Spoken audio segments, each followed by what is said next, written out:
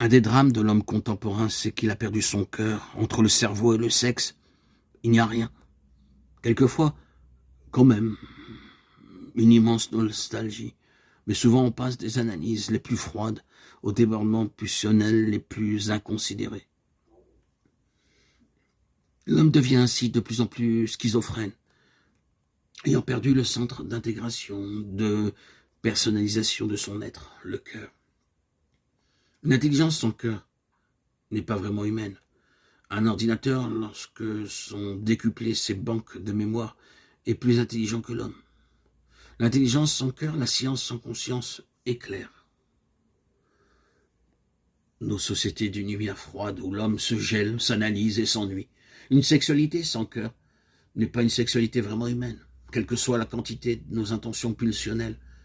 Ce n'est que dans une relation de personne à personne que le plaisir bref peut se transformer en bonheur durable.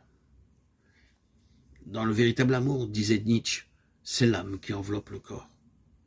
C'est le cœur qui donne du sens à nos étreintes, comme c'est le cœur qui peut orienter les découvertes de l'intelligence, la physique nucléaire, dans un sens positif à la vie de l'humanité.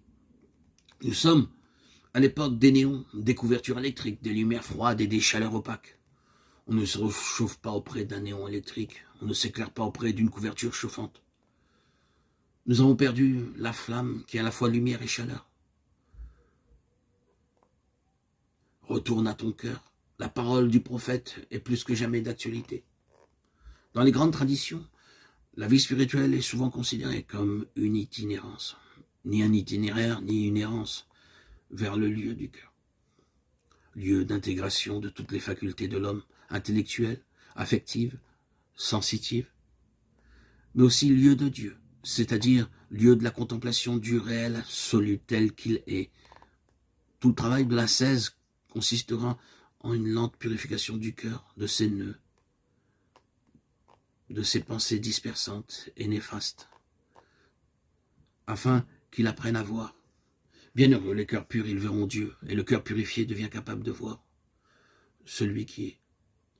Non seulement dans son essence, mais aussi dans sa manifestation, car qu'est-ce qu'un cœur pur, sinon cet œil devenu capable de regarder toutes choses, sans protection, sans transfert, avec cette qualité d'innocence qui fait que le monde se réfléchit en lui comme dans une eau limpide. Un cœur pur, c'est peut-être encore davantage l'amour caché dans les profondeurs de l'être et de la lumière va s'y révéler et faire de lui le temple de l'esprit. Alors, le cœur s'attendrit et ne peut plus supporter qu'il en entende parler ou qu'il en soit témoin le moindre tort ou la moindre souffrance infligée à une créature quelconque. Et c'est pourquoi même en faveur des ennemis de la foi ou des êtres privés de raison ou encore de ceux qui lui font du tort, il offre sans cesse des prières accompagnées de larmes pour qu'ils soient protégés et fortifiés. Il le fait même en faveur des reptiles. Alors s'expérimente la métamorphose essentielle. Le cœur de pierre devient un cœur de chair. De sa profondeur jaillit des fleuves d'eau vive.